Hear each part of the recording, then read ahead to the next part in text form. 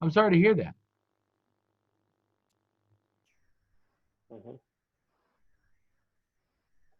Something wrong with. Okay, so I guess I'll go with.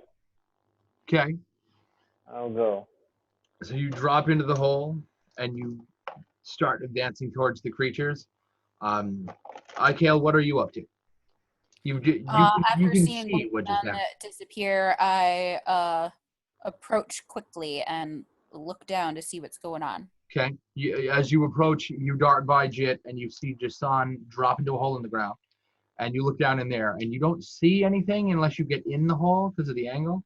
But you hear a kind of a shuffling sound, like metal on asphalt, like when cars skid, but the end of it, that kind of reverberating, shambling sound. And you smell what you're pretty sure is death, like that nasty, sweet organic, that nasty sweet smell that organic rot makes. The smell that Jit's vaguely covered in most of the time because he's always a little bit dead. Yeah, I wash. Although he doesn't disagree, he's just like, I bathe, damn it. Blood is the life.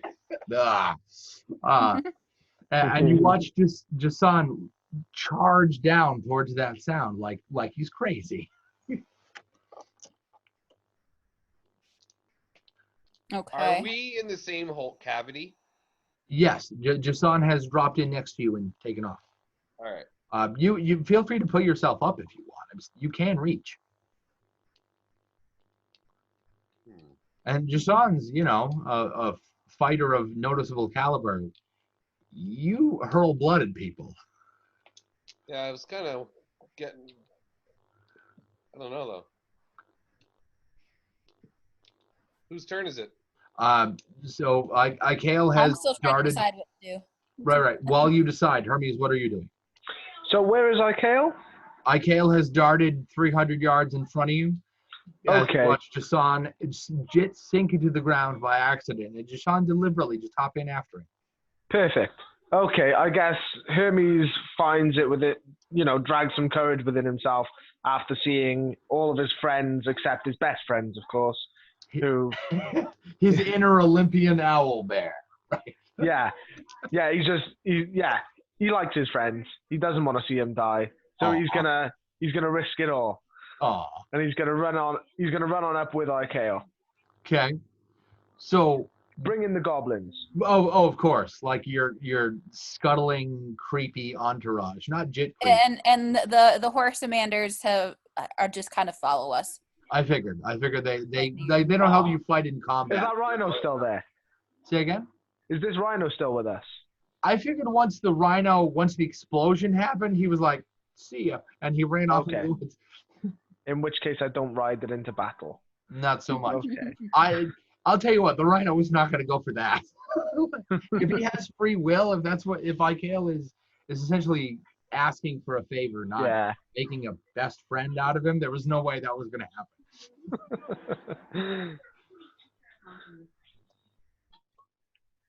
I'm a pretty big guy, and I wouldn't let you ride me around all the time. Not a chance. So I don't know. And I feel like that wouldn't change if I was a horse instead. I feel like horses they're not just okay with us doing that. You have to train them into it. No creature natively wants to be ridden by another creature. Have you ever tamed a horse in Breath of the Wild or Red Dead Redemption? No, I haven't played either one of those. Would you believe it? Oh, you're missing out. They're good. I've heard. Breath of the Wild is the first Zelda game to remotely spark my interest in 20 years. But it for what it's worth, I almost bought a Switch just for it. So, almost. And then I looked at the controller and went, I don't know. I have big clunky hands, and that thing's a USB stick with thumbs on it. So do I, and it's surprising. What's surprising? How nice the Joy-Cons feel in your hand. Good to know.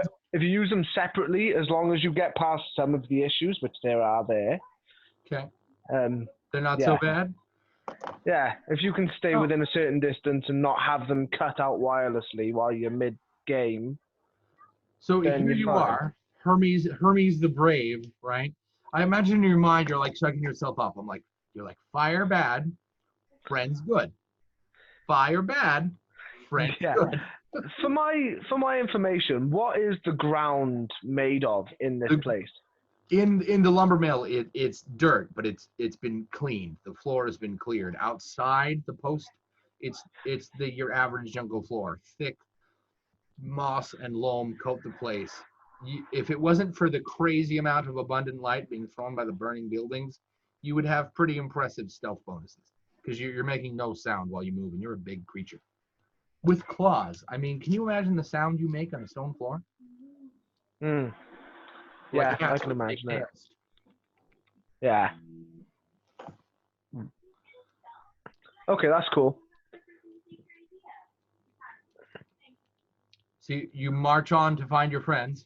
Ikale and you end up at the edge of the pit. You look down. The goblins are not thrilled to be following you. One, because of the promise of Alistair, and two, their eyes are pretty big. They're not pleased about the fire either. Several of them can't take their eyes off the burning buildings. Okay. So Jason has gone rushing in towards this monster Right. that doesn't look remotely like fire, I assume? So you can't actually see it unless you get in the hole. Okay. Well, I guess Hermes turns around and he sees the burning building and he just alley-oops in. Okay. As you hop into the hole, you watch a person come through one of the windows on said burning building, out of the burning building, and this person just spirals out of it and hits the ground. Their face and flesh is melting from fire, and they scream they scream out with a choking breath. They're like, "Ah, ow," and they die. Fire bad. That's true. Unless you're binding somebody up like by pressing into a wound, which I imagine really hurts, but I suppose is I'd fun. imagine it would. Yeah. Like bite down on this rag so you don't break your teeth like last time, right? Oh, the good old days. The good old days where you charred your friends to make them better. I don't remember those Here, drink some whiskey. We'll just saw your leg off. days. Oh yes. So Oh, you yes. hop into the hole, is that right? I mean, there's no way I can compel Hermes to go into a burning building right now. One of the buildings is not on fire, the one with the majority of the screaming. Maybe it's... Not My only is friends it are in not on trouble right fire, now. it doesn't have a blackened timber, there's not a cinder on it, nothing. It looks strikingly pristine amongst all of the rest of the chaos. And Like almost maybe Alistair fireproof. had something to do with it. Oh, I have no idea.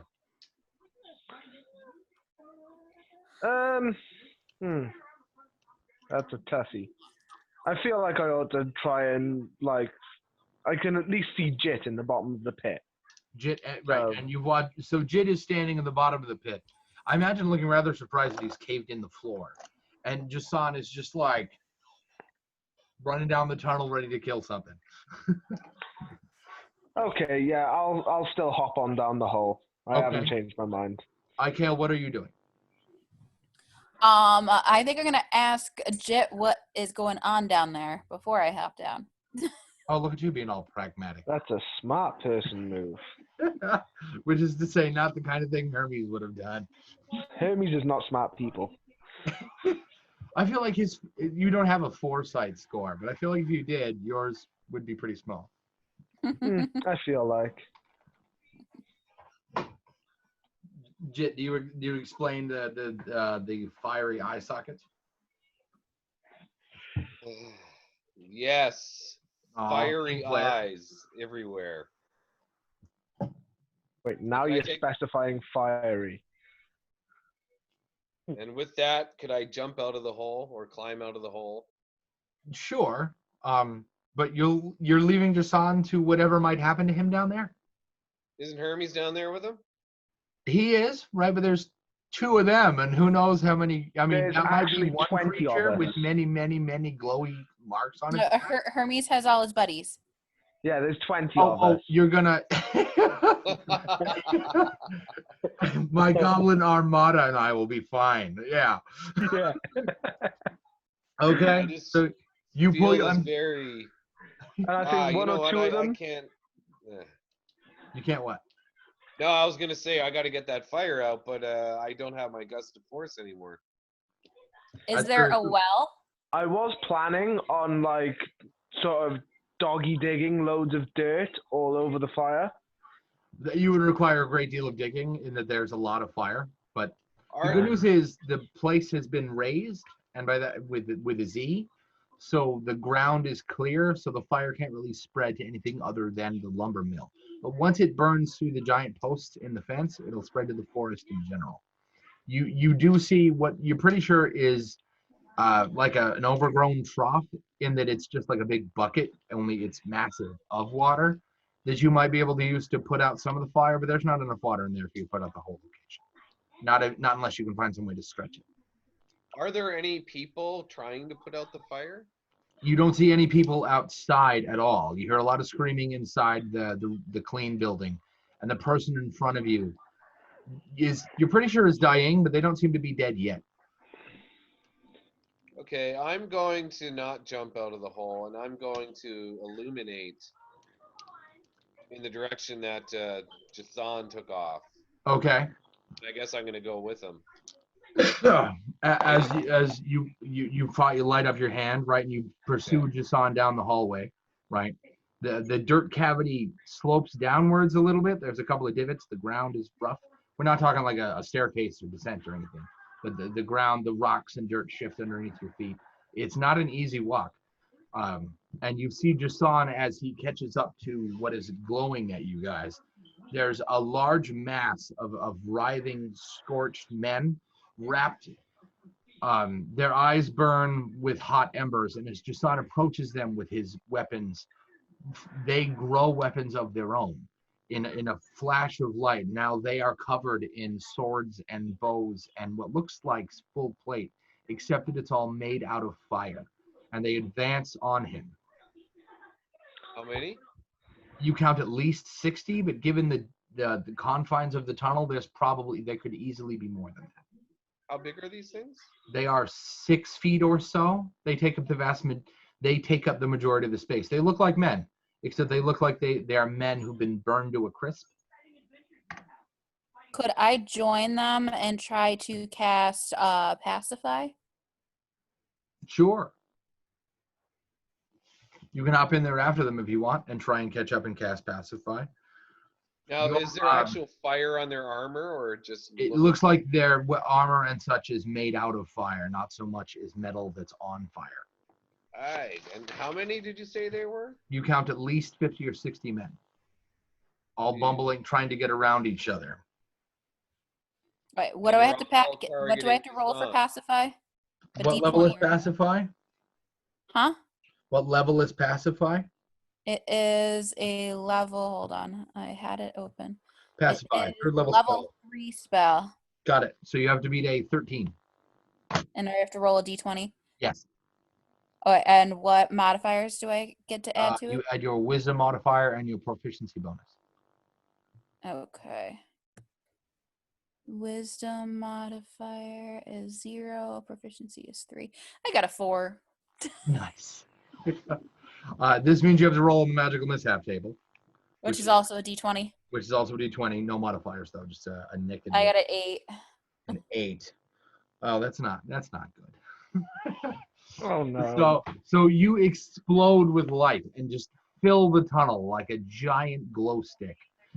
The black scorched men don't react well to that. They grow in size and explode out of the floor. And now they're all easily 12 or 11 feet high in varying degrees. And Jit was right to be concerned about how many there might be behind them, because now there's not a tunnel to conceal their numbers. There's got to be 70 or 80 of them. And they draw big weapons that have grown larger because of your light. And they just go like that, and they pig stick Jason. Well, they're going to try anyway. Ow, that hurts. Jason, you take 7 damage from each of these things as you're perforated. One of them drives a spike, one of them drives a spear into your left shoulder, squirting blood all over the place. Another one drives you into the kneecap, and you howl in pain, but you don't buckle over.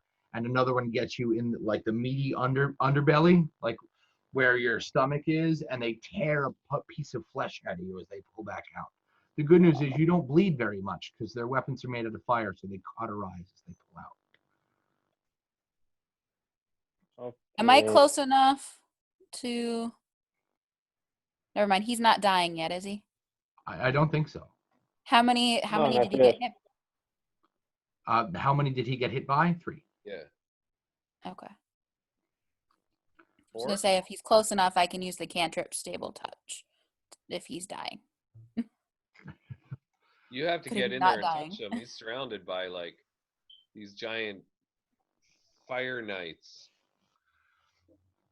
The remaining soldiers, the only reason they don't attack him is because they're busy gathering around him. So you are completely cut off from Jason.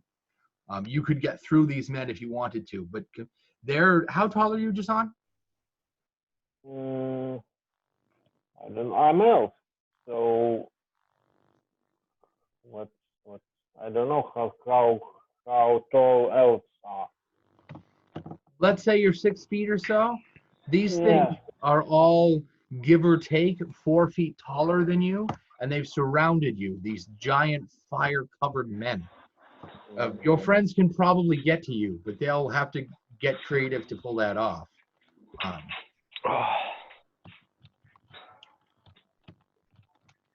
Speaking Can I of take that, no what do damage you while this do? I got all of my damage? Say again? I got no damage from my mishap. No, just the light. So The just magic making mishap everyone table else is take not damage. actually- I just kind of screwed over everybody else. Yeah, it happens. Okay, so how close was Hermes when Ikael turned into a ball of light and made all of our fire worries bigger? I figured she was relatively close to you. She ran down past you to try and get to him to help. More like where Hermes was in relation to the fireman. So you are probably 300 feet from the firemen. They are now taking up a large majority of the space in the courtyard of the lumber mill, cutting off Jason from the rest of you in this big Okay. angry circle. Right. Okay. Are these right. things alive or undead? You're not really sure, but they're more likely they're undead than alive. Okay. I want to say that as they grow in size, Hermes like takes a minute, gawks at them, and then like sort of changes into some sort of frenzied rage fear thing, which is included in the backstory. Awesome. And he turns around to the goblins and he goes, "Kill!" And he like runs over at the fire people with his axe. Okay. However, 300 feet away is not going to do it, is it? Well, I don't know. You're a big angry. You're not just a big owl bear, but you're also, how do we say, fired up, right? I don't see how come you can't like hulk it out and move farther than you usually can. 300 feet, probably not. But I would argue that in a time like this, your adrenaline would kick in and you could move farther than normal. Okay. While you charge towards them and your little goblin beasties all, do the big toothy. And they run towards him with what little weapons they have. Jason is fully cut off by them. Jit, what do you want to do? Well, I'm running low on my good magic, but I'm gonna try to put some of them to sleep, I guess. Okay. Although these things, do they seem like they're alive? They don't look, if they're alive, they're in some sort of altered state, but it is more likely that they are undead. You can't put undead to sleep, right? I don't think so. No, they don't. I think you can only put things to sleep that sleep, which is how come in 5th edition elves are immune. Then again, elves have always been immune to sleep, haven't they? 90%. Yeah. Well, sleep magic. Yeah, right. And yeah. Gases could put them to sleep. Because we had that issue in the Tomb of Horrors the other Really? day. Cool. Yeah. All right, I'm going to... Now, how does the invisibility spell work in FTD? In Like, the if I invisibility attack spell, someone, do I lose it? Say again? Oh, it's a concentration spell. So Okay, now, but if I attack, would I lose it? you would lose it because concentration is lost anytime you have to make a check, take that. Well, not exclusively. Do you consider attacking a check? Well, if I were firing my hunting bow. Yeah, let's say that's a separate thing than a standard check. You lose concentration when you take damage, doing some other sort of distracting task, which is a bit vague, or making a check. I would argue that if it's something you're proficient in, it doesn't necessarily require dedicated concentration on your part to achieve. Which is to say, you can make attacks with things you're proficient with and not risk popping your invisibility. All Are you right. proficient with that bow? Well, it's just one of the weapons I can use ever since the beginning. Okay. The hunting bow. Yeah. You're a mage? Are you proficient with that? Yeah, it's a simple weapon. You're proficient with it. So let's say yes, you can be invisible and do that. Okay.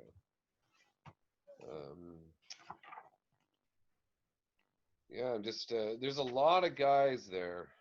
Yes, there are. I'm not going to use my Eye of the Magi, because then I could potentially hurt Jason. Potentially. Unfortunately, all my useful spells are all second level spells, and I've lost them all. I can't put them to sleep.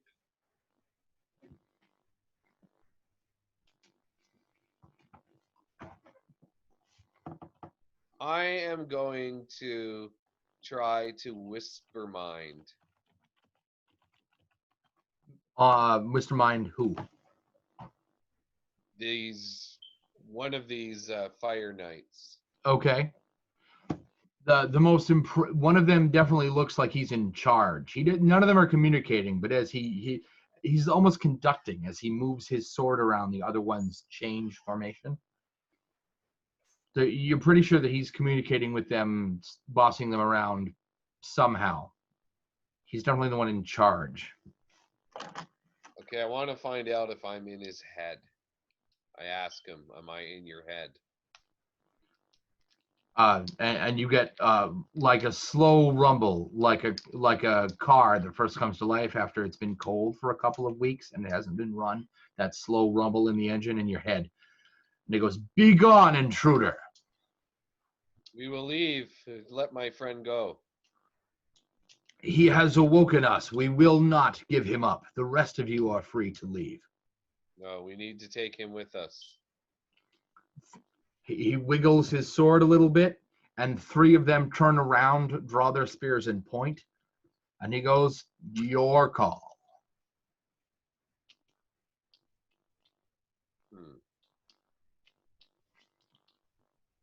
Ikael, what are you doing? Could I attempt the turn undead spell? It's level Is that 1 a spell. first level spell? Yeah. Didn't you just screw up I a did first level third spell? level spell before. I see. Then yes, you totally can. Okay, so D20 plus Your wisdom modifier and your proficiency bonus. Okay. Not any better. No? No. 8. You're all going to get blown up, and it's going to be the magic user's fault. Roll on that 20-sided die again. 16. Make a con save, which is D20 plus your constitution modifier.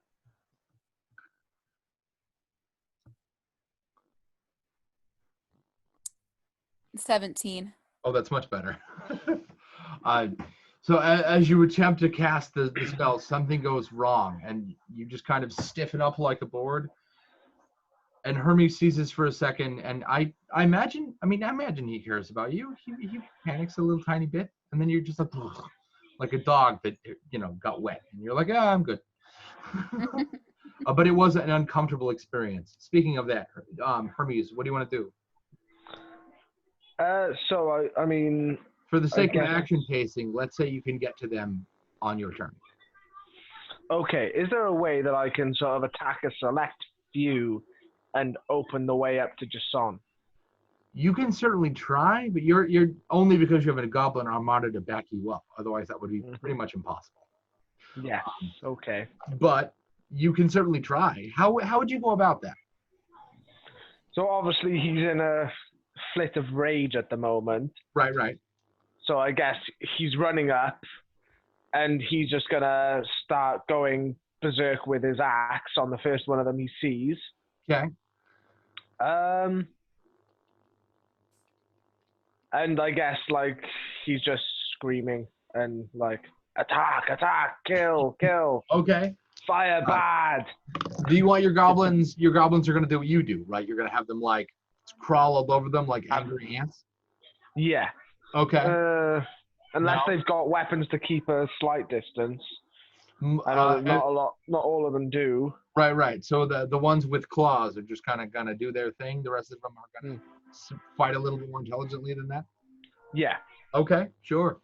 Make your rolls. Okay, so I'm going to go with my great axe roll first. Yep. My first great axe roll. Uh-huh. That is a 19 to hit. Nice. Oop. And that is a 14 damage. Nice. So you take a great axe swing and you just swing at one of these things. You feel the metal strike into the flesh and pull out the other side. One of the firemen buckles under in the empty space where his ankle and his lower leg are supposed to connect, and now they don't. This nasty looking red magma rolls out of the hole over his foot and onto the ground, dislodging most of it and burning it away. He sinks a little bit. And the goblins that were attacking him, 4 of them just catch fire and burst up into nothing. Okay, so I can go ahead and take 4 of them away from my character sheet. If it makes you feel better, they die incredibly pleased. I mean, they're afraid. The eyes are horrified, but the grins are like, they're incredibly thrilled. Okay, can we see Jason yet? Absolutely. I mean, you can see him. The creature, the men are tall enough. Oh, probably not. Your only option for that would be to run through these men's legs. Okay, well, I have another attack left of my own. That's very true. Which I'll go ahead and use. Okay. That is, that's a 22 to hit. That's much better. And that is, 16 damage. Nice. So that's your other axe, yeah? That's my other attack with my axe, yes. Right, so same axe to attacks, right. So you went like this. The second time you do this big upward thing, and you split him right below the kneecap. The fireman crumples down in front of you, creating you could leap on your next turn. You could hurl up and over his shoulder to get the Jason if you want. Okay, can I do that and sort of command the goblins to keep some of them busy so that the path stays open? You bet, on your next turn. Oh, my next turn. Right. You just moved a lot of distance to get here. I did. That is very true. Speaking of turns, Jason, what do you want to do? The firemen have tightened their circle around you. You are very sure that they only care about you. Okay, so I'll say a prayer for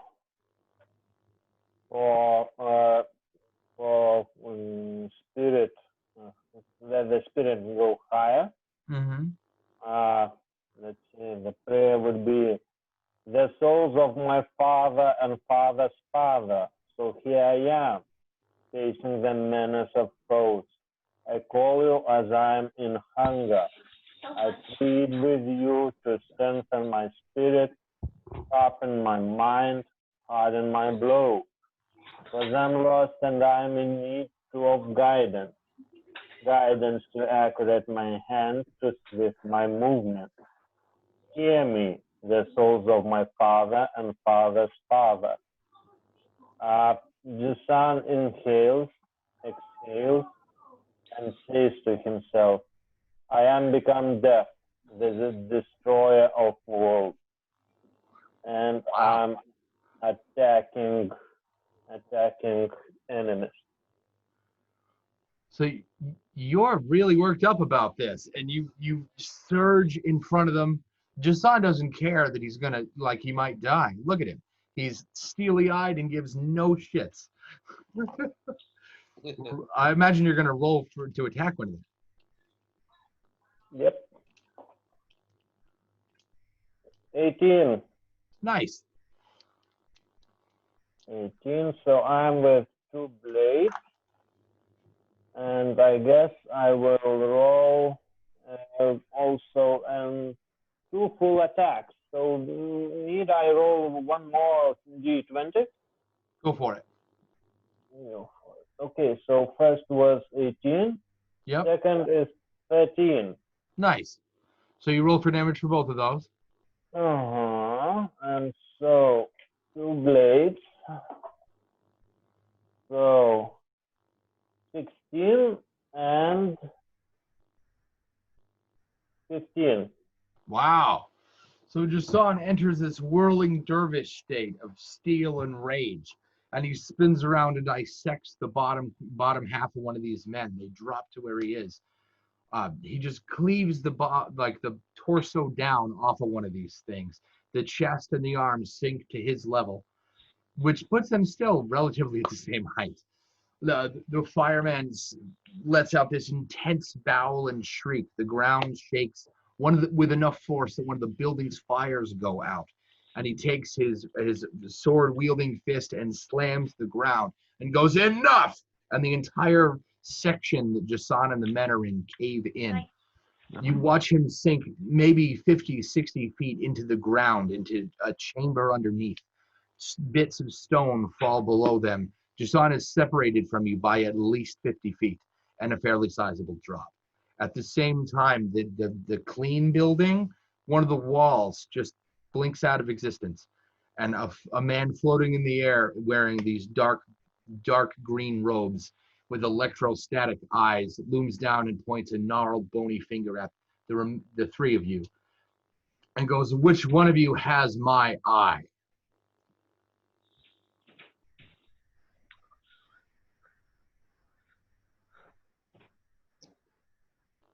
I mean, I'm going to turn myself invisible. like, we know which one it is, right? Like, he just goes, think.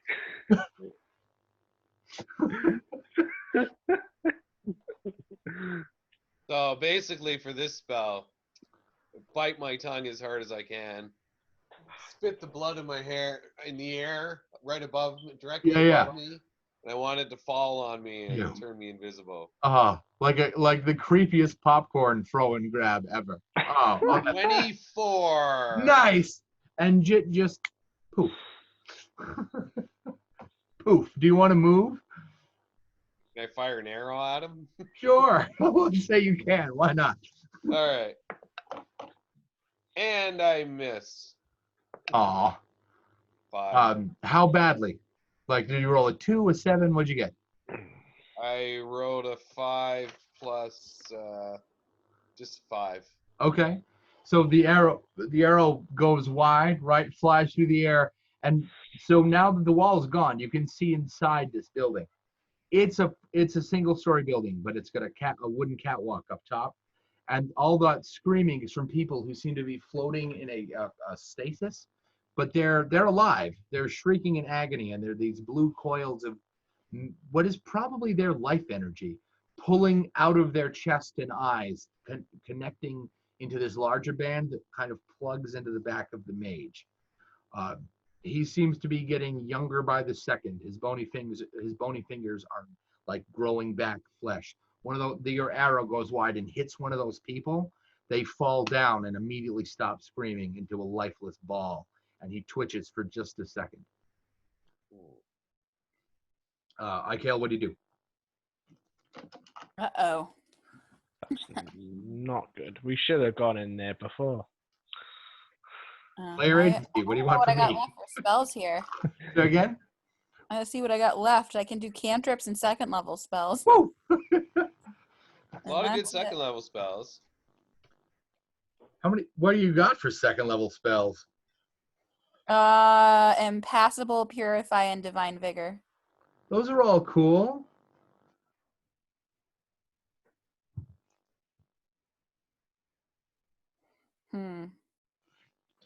I mean, I don't want to get a meta on you, but might I recommend Divine Vigor? I could do that. That just Or you means I could can blow have everybody up again, right? But I mean, that's not unlikely to happen.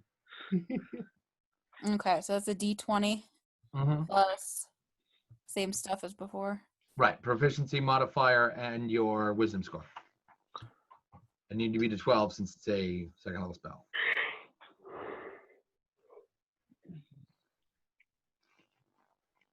Mike, are you tired? Do I need to make this more interesting? I can do. No, I'm not okay. at all. Not at all. Woke up early this morning. It's the earliest I've woke up in a long time. That's all. Okay. I slept got terribly last night. I 13. apologize if the descriptions aren't on the spot. You're doing better. Like you're doing better than I tend to do in my games. Oh, good. Thanks. I got a 13. Hey, you didn't blow anybody up. That's exciting. What did you cast? Divine Vigor? Yep.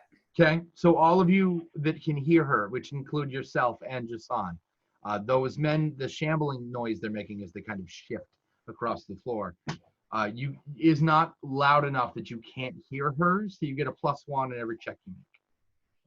As long And as I have to concentrate, which means I can't have to do checks. How does that work? you can attack with things you are proficient with. If somebody attacks you, if you take damage, you lose you lose it. If you have to make some sort of check, you lose it. If you're in some sort of situation where you would become incredibly distracted. Okay. By the book, if you basically do anything, you lose concentration. But that last one's a little wishy-washy for me, the whole distracting tasks thing. I feel like I can concentrate while I'm doing things I've done a great deal in the past. I can play a Ratchet and Clank 2 with the noise turned all the way up, and I can still have a conversation with someone else because I've played it times. Sometimes doing things like firing a bow and arrow, for example, Helps help you you concentrate. think. Help Oh, you yeah. think. Yeah, exactly. Yeah, they narrow your focus in this really interesting Right. way, for sure.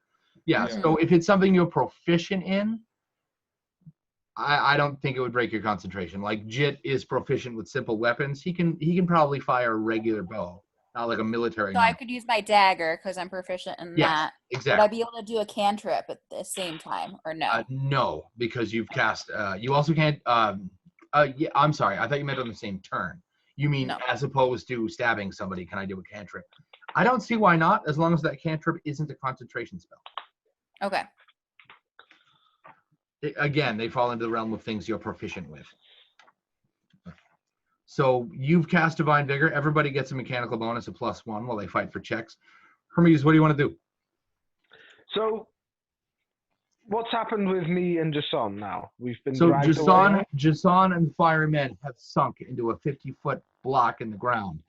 And now they're in what looks like an underground space with large chunks of stone, like an old compound that was built over at some point. You're on the edge of that hole. You can drop in after him if you want. The goblins had better reaction timing than you thought they would, because they kind of at the end of the tunnel and back up. They're kind of looking at you like. How many of them are still in there? Down in the pit? A lot, I'm assuming. Yeah. Oh, how many firemen are in the pit? You count 40 or 50 men surrounding Jason. At a certain point, it's kind of hard to tell because their heat just kind of blends into each other. You can see Jason down there. He's starting to sweat. You're not sure if that's from some sort of iron determination or just the sheer heat that these men are giving off. Man, we need a fire hose. We do. Where's New York's fire hydrant system when you need it? Right. Okay, I guess I'll jump on. Floating mage to deal with. Yes, floating mage. Jason's on his own, but then on the other hand, there's not as much attack power with the spellcasters, and Jit has just turned invisible to try to, avoid all damage. I mean, he could just go, that would be me. You want it back? But you and I, we all know he's not going to do that, right? No. Oh, but you've given me an idea. Oh, good. Better ideas are the best ideas. Okay, well, seeing as you just Everyone perked froze. up. Who froze? Jason froze again. Ah. Oh, no, he didn't. Oh, excellent. You sit really still sometimes. I can't tell. Yes, around 6 a.m. It reminds me of like the gargoyles from the old cartoon. At a certain point, they just. Yeah. I know what you mean. Ugh. I guess I'm gonna jump in after Jason. Okay, you're insane. I am insane. You like belly? Did the goblins go in after you? Do you want them to Yeah. fall in after? Literally fall in after. How much of a drop is it? 50 I didn't feet ask that. onto a 50 stone floor. 50 feet onto a stone floor. Oh, that might change things. Okay, just checking. That's why I said you're yeah. insane. Yeah, I didn't ask that question. I can jump in after him then. You And I've got- totally could. I You could. belly flopped off of what, a 2 or 3 story building? Like, what's 50 feet? Yeah, but I had a gargoyle to break my fall. There's not a handy gargoyle around here. Where's a zip line when you need one? Just whee. What's the score with this mage? How far away is he? So he is only like 40 feet from you, but it's in the air. Obviously, he'll be 90 feet if you jump down the pit. But he's only like 40 feet from you, but it's basically straight up. If he was in front of you, he would be essentially in the next square. But he's not really paying you any mind. You're pretty sure he's sniffing the air. He kind of like deep breaths, and he's looking around the place with his eyes. He's clearly, you're pretty sure he's looking for Jit. Okay. And I can't get to him either. You could throw goblins at him like darts.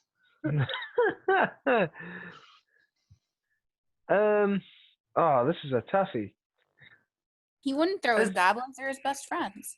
They're my best friends, yeah. Just threw one I at would- a firearm What you recovered could really knight. do is there I are would 3 never gnome throw one. shows today. And right before that, he threw one at a fire cat on a tree. Like, he throws them all the time. Are we in a cavern? Sorry? We are in a cavern, aren't we? Or are we not? No, anymore? you're standing on a flat plain. Jason and the Fire Knights are in a cavern. Right. Is there anything I can climb to get to this guy? To get I suppose you could like run up to the building that he just popped out of, run up the side of it, and then hurl yourself off from there. Yeah. I could do that. Yeah, he might break my fall. There's also Either a that- couple of large piles of lumber around you that you could climb up that will get you reasonably close. We're talking take a flying leap and hit him. And there are 2 boom swivels that you could get a pretty good angle on. Giant posts with an arm and a giant cable hanging down. They're they've got hooks on them. You're using to pick up those giant lumps of lumber. I feel like that's going to be my best option. Okay. I'm just going to get hurt if I go after Jason, and I don't know how much by. Okay. So yeah, I'm gonna get up. I'm gonna go up the crane, and I'm gonna do a leaping attack on this guy. I suppose. So you stick your owlbear claws into the side of this thing, and you just like an engine of wrath, and you run up the top of this thing, and you hurl off, and now roll for damage. Roll for attack.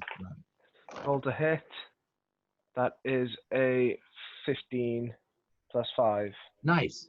So that should hit, right? Yeah, right. What do you want your goblins to do? I want my goblins to. I don't want them to jump at this guy. I want them to be on the floor underneath this guy, so they can not directly underneath, just like circle the area where he will land. I see. Okay. So no, they're not going to break his fall. They're not going to get squished. They're going to be ready to attack when he lands. I see. Okay. Okay. Attack when you see the whites of his eyes. Right. Okay. Yeah. And I rolled a 12 on my dice, which makes it a 14, 2, 3. Why can't I add? 17 damage. Wow. With your axe? with my axe. Okay. Do you want to make a second attack? You have multi-attack, don't you? I do indeed. So does he come down? As you hit him, right? As you hit him with the axe, he does this spiral attack, spin in the air. You do hit him. You dig into the side of his upper torso on the left, and Yeah. you were kind of expecting to hit flesh, but as you rend the green cloth off of him, you hit bone and only bone. You see these blackened bones with green pulsing organs underneath them. He looks like a human, except for the part where he's missing flesh. So you do see it starting to seep out of his bones. It's like he's healing from a grievous injury right in front of you. But you do hit him, he spins. Whether or not he'll fall to hit the ground depends on whether or not you hit him with the next attack. Okay, so I rolled a 10. And so that's +5, so that's 15. Nice. And that's a 7 + 5, which is Nice. 12. Nice. So you come down with the axe, you hit him, you were expecting flesh, but you catch a rib cage instead. Bits of bone fly over the place, and use that momentum to grab the end of the axe, whip back around in the air, and do this big, ridiculous, like owl bear parkour somersault, and slam the axe between his shoulder blades. And he hits the ground, bones splinter in front of your goblins, and they draw their claws. They kind of just charge at him. Shing! Like dogpile on the evil mage. Nice.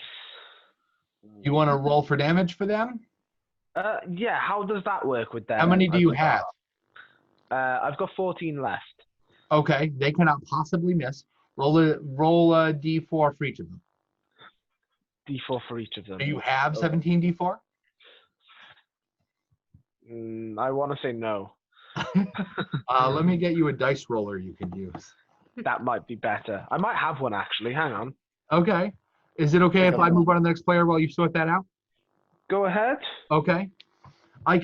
Sorry, Jit, what are you doing? You're invisible. You know the mage wants you. Well, you know what he wants.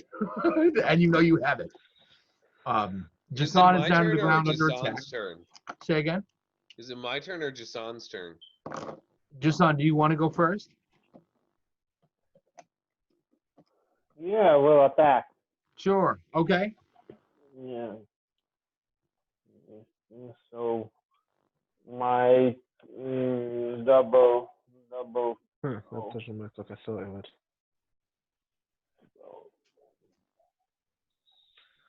So I got 14 and 5. So with the first blow, you swing up one of your swords into the meaty underbelly of one of these things, and you slice him up the front. The fiery magma boils out of him and catches your armor and melts some of it away, but you're still relatively safe. From the shock of that, you miss with your second swing and you go wide. They scowl at you, holler, and they kind of start enveloping into one another. You're not really sure what they're doing, but they're blending into themselves. They've gone from an army of men to what looks like a shield wall of hate and fire. I hate Inferno. A hate inferno. That's a good name for it. Jit. That's when the two of you fuse into one entity. Jit, what do you want to do? Either way, sorry. Go ahead. What do you got for damage? 32. Wow. the goblins tear into this guy like Goku at a banquet table. they tear right into him, and you bits of bone and green pulpy organ fly all over the place. You're pretty sure you see a bit of a kidney and some brain, right? And he goes, enough! And the goblins fly off of him. And when the dust clears and you're looking at what was once goblins, maybe 10 seconds ago as goblins, now are charred remains, you have 4 little gobble buddies left. No! Jit, what are you doing? So how exactly does this Eye of the Magi work? What was the Eye of the Magi? Yeah. Was that the ring? No, it was a little. That was the little sphere. Marble thing. Oh, the little sphere I told you not to break. Yes? Yeah. Yeah, so the Eye of the Magi, I thought we talked about this. We may not have. The Eye of the Magi is essentially an incredibly powerful explosive. Yeah, I got the damage. It says cone 2d8 damage 15 feet. Okay. But do I hold it up? Oh, I see. How does it work? You have two options to make it work. You can throw it. You can just kind of let it do its thing, or you can set it somewhere and then deliberately hit it with magic. If it gets hit with magic, the damage is much larger. The damage is 4d12 in a 10 like a 10 by 10 and a 10-foot circumference, just a big. If you just kind of hurl it at somebody like a stone, that's your other option, and that's the damage you're looking at right now. And can I pick it up afterwards? No, it's a one-time deal. Okay. I mean, I guess you could go find the little glass broken bits, but it won't have the power anymore. Right.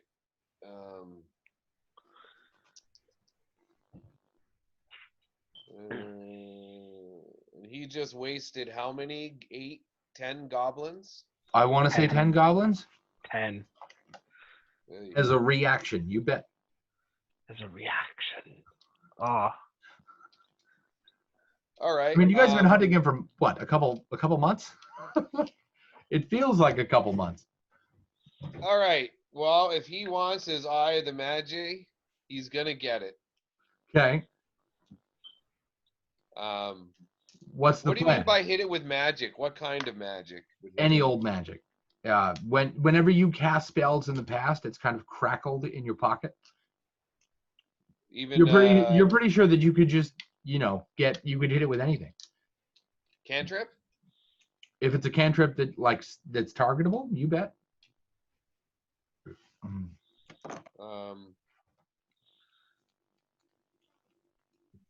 What do I have that's targetable? Something like subtle force or flicker heat or something like that. Subtle force, yeah. That's what I'm thinking. So, would I be able to throw it at him and then just as it's gonna hit him, subtle force?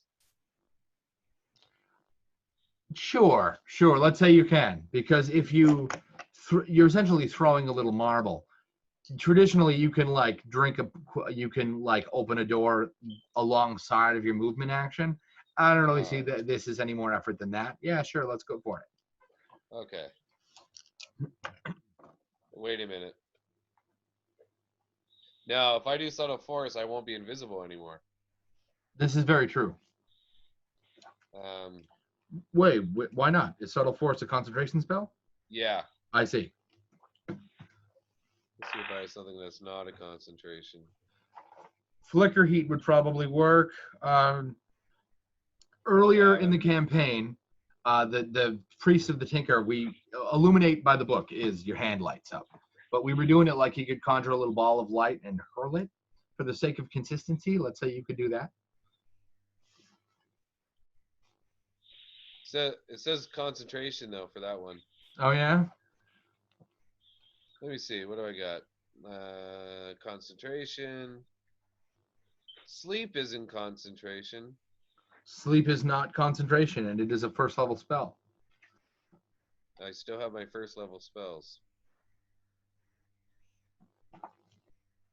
All right. Then that's what I'm going to try to do. Okay. So once again, if he wants his Eye of Magi, he's getting it. So I'm rolling for the spell. Okay.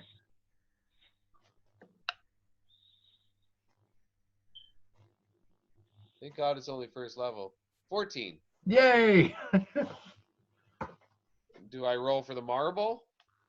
No, you just throw the marble. He's currently, while he has just flexed a bunch of goblins off of him, he is still on the ground in the process of getting up. And as powerful as he is also old. This is taking longer than it should. You know what I mean? So you can't really miss with that. All right, so I'm just tossing that up there. And I'm keeping my hand in the air. Okay. And I'm just casting the sleep. Okay. Better yet, I'm cutting my hand. Right. The marble, the Eye of the Magi is getting my blood in me. Yeah. And I'm just giving it a little talk into and right. And then blow up right when it's gonna hit him. Nice. So roll your 4d12 damage. 4d12 damage. All right. Ooh-wee. Oh, I finally get to use d12s. Don't use that very Yay! often. Come on, guys. Fuzzball.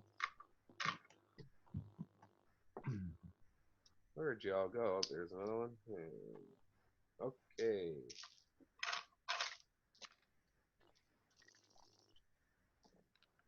And does the ring help? The ring. Oh, that's right. I'm sorry. Did I say 4d12? I meant 4d12 and then double the result you get. All right, so we got. Oh, I'm rolling well here. So it's 32, 33, 40, 80 damage. Wow. Yeah, I rolled a Ooh. 10, 12, and 11, and a 7. Wow. So Now he's getting his eye of the Magi back. so there's this just ridiculous explosion of emerald green flame as the rocket just explodes. You weren't really sure how that was going to work, trying to put a thing that does not sleep to sleep, but just the very attempt causes the gem to just explode out in this cavalcade of electric green lightning and fire as it wraps over him. And you hear as the light calms down, he's not there at all. The remaining goblins get just consumed in the blast, and as they melt, as their flesh melts away, and when the dust settles, you hear a sinister laughter, a laugh who has got to be from the same guy. Those Oh, people up man. there fall into what you're pretty sure they're dead. Maybe they're comaed. You're not really sure. You'd have to get closer. But he's definitely not here. But as the dust settles, you see his face in the soot, look at you and laugh and thank you for your trouble. Thank me. Jason, what do you want to do? Oops. I have a lot of hated enemies around me, so I'll attack them. Okay. Once more.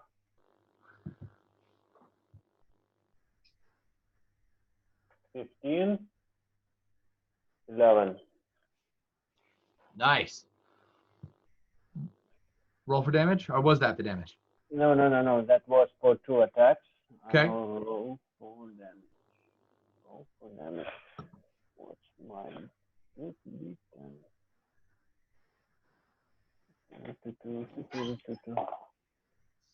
Okay. 5 and 14. Nice. So you draw your swords out in front of you and do just this whirling crisscross as you slice at this ball, this shield of anger, fire, and blades. Your blades hit theirs and some of their remaining fleshy bits. You get some of their black flesh stuck on the sword as you pull back. And there's a crack now in the dome that you can see outside the dome. It is incredibly hot in here. You can feel your body temperature rising. You're essentially surrounded in a dome of fire and blades. The blades in reaction thrust towards you. Ooh. Two swords perforate your left arm, clean through. It goes dead. You're pretty sure it won't work anymore. The sword clambers onto the floor. Your left arm limp at your side. Ikale, what do you want to do? Oh, I should have given you the damage. I'm sorry. Yeah, the damage. I'm waiting for it. I'm sorry. 14. Oh. What are you at, Jason, for? Now I have 20. No, sorry. Yeah, 20. 20. Okay. So you don't desperately need me to heal you? Maybe a limp to attach, but... Although I think that's a level We'll 1 wait. spell that's out of my... I can't do that right now. You can't heal him right now? I can't use Suture, because I can't use a first level spell. Oh, no. That's not good. You just take a bunch of damage. Good. He just took 40. He has 20 hit points left. All right. Ikale, what do you want to do? Is my Divine Vigor still in play here? Yes, as long as you continue to concentrate. Yes. I'm not even sure that has a duration as long as you continue to concentrate. I don't see one on here. So it just lasts until you decide to turn it off or you stop concentrating, which is kind of nuts. In a Okay, game with so a what am I massive... near right now? Say again? I haven't really moved. So you watched the cave-in. Jason and the Fire Knights sank maybe 50 feet into the ground. They're standing on top of what looks like an old stone floor, cut big blocks. He is surrounded by, they've melded into like a large dome, and you see him only because he has managed to punch a hole into it. His left arm is limp by his side. His sword is clambered onto the floor. The mage vanished in a puff of surprisingly happy about it, Soot. Hermes goblins have been somewhere between charred to a crisp and liquidated. And there's a large pile of people on the lumber mill that's missing a wall that seem to have fallen into, they're either in comas or dead. You're not really sure. They really do look the same from a distance. Okay. Oh, and the place is still on fire. You know, there's that to worry about. As a druid, I kind of figured you'd care about that. Yes. I The cared fire about that's keeping out of this lumber my mill friends area. alive first. Right. You said there is a trough of water. Based on what's left burning, There is that a trough of large, water. like a waiting bucket, like a trough that's 4 or 5 times larger than your traditional one for like pigs. Okay. Is that enough to put out the remaining fires? Not unless you found a way to stretch it, or you were very diplomatic about its use. Would it have burning potentially buildings on little fire. water sprites that are somewhat intelligent that I could talk to about Say again? strategy? You want to call out for water sprites? The water sprites in the trough and have them take care of it because they're That's so really much cool. more Yeah, intelligent. go for it. Sure. You don't roll for that, do you? You just kind of do it. I just do it, yeah. Okay. So on the surface of the water, you see 2 tiny, like a newborn kitten's face. 2 of them just kind of rise out of the water, and then they kind of wiggle in the air like the Cheshire Cat's grin, and pop, like that sound of a bubble popping. And there are they look like 2 little blue fairies, and they buzz around your head. And they go like this, and the water raises up, and it just washes. A tidal wave comes out of this little tiny amount of water in the trough and washes over one of those buildings. And they look at you and go, and they fly back into the remaining water, and they poof. And I thank them for their help. Aw. What a moment. Oh, We could really use our 3 companions who are not here. This is very true. I'm not exactly sure what Rory's thief would be doing right now. Well, I sent him a text. I just said, our combat's pretty rough, but he hasn't responded. Which I think is his way of saying you're on your own. Yeah. Wait, you said you're dying and now you want me to show up? Wrong arrangement. You're supposed to tell me we're getting lots of free loot. Someone go wake up that hobgoblin. Well, what would the monk be able to do? The NPC you created. I don't know. Wait, we have a monk? Oh yeah, the class I put up, and you went. Oh, right. I asked the Dudders if they had a monk, right? Because a player in another table really wanted to play a monk, and they went. Their specific words were "no space monks," period. And after that, a block of text that boiled down to, we thought about it, but we couldn't really figure out how to do it without a bunch of new mechanics and blah blah blah. But I tried anyway. A friend of mine gave me a hard time. They were like, "Why Jackie Chan and not Friar Tuck for monk, right? Why Eastern and not Western?" It's like, well, yeah, that's a lot of people have a hard time sort of separating, right? I was like, because only one of those people is a monk, and it's not Friar Tuck. He's a friar. They're 2 completely different things. Friar Tuck is a homeless and penniless priest, which is to say he's a podunk zealot, and that class already exists. Right. But he's very good at hand-to-hand combat, though. This is a good point. He kicks butt. He's pretty impressive on the fisticuffs. Yeah. Yeah, and his gut. Boom. Yeah, right. You just kind of. That's why he's fat. You can just kind of bounce people out of the way. Right. People punch him, he doesn't feel it. Yeah, if they punch him in the stomach, he just kind of like the belly laugh. Yeah. Like a Mortal Kombat character. So, Ikale called for water sprites. You're pretty sure the water sprites will get the next tower, the next burning building in the next round. They're really small as they flew back to the surface. It kind of looked like they were drained. But you're pretty sure they'll do that on the next turn, and you're free to do what you like on the next turn. Hermes, what are you doing? Okay, so Mage guy is gone away. Mm-hmm. Jason is in trouble. Yep. And when I was talking about jumping down the hole, I totally forgot that I have magic climbing boots. I was wondering why you didn't just like chug a lug down the side of the wall. Because brain don't do. I see. You're having a Hermes moment? Is that what you're telling me? Having a Hermes moment, yeah.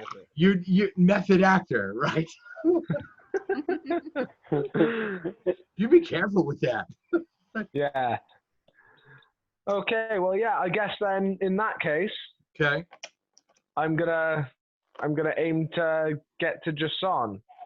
Okay. Because you seem pretty tired. The army of men has shapeshifted into a fiery dog. I caught that. Okay. Yep. Just checking. So you're gonna run down the side of the thing. Okay. As you swing like Hermes does, like a dip, and he swings the lower half of his body and swings up and catches the dirt, the dirt ceiling, and then pulls a 180 and so you go from dirt and then to the wall, more dirt. When you get to the ground, it's stone. You see that hole that you could see Jashan through before close up with more fire, and you swear you see a face in it for a second, grinning about what just happened. What do you want to do? You want to try and attack the dome? I'm gonna go for it, yeah. Okay. Right, these dice have been quite good to me lately. Don't fail me now. You need his dice.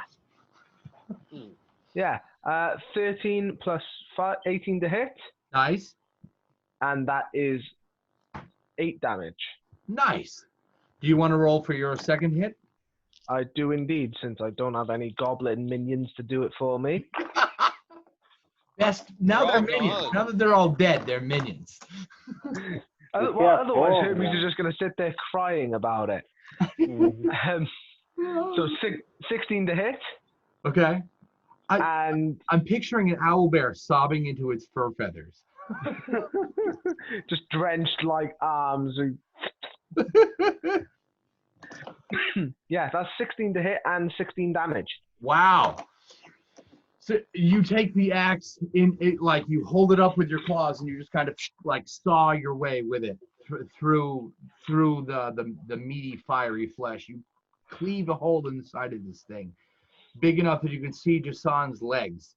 You just tear a fragment of burny, haggy, pointy flesh wall, and you cast it aside as you whip it off the edge of your axe.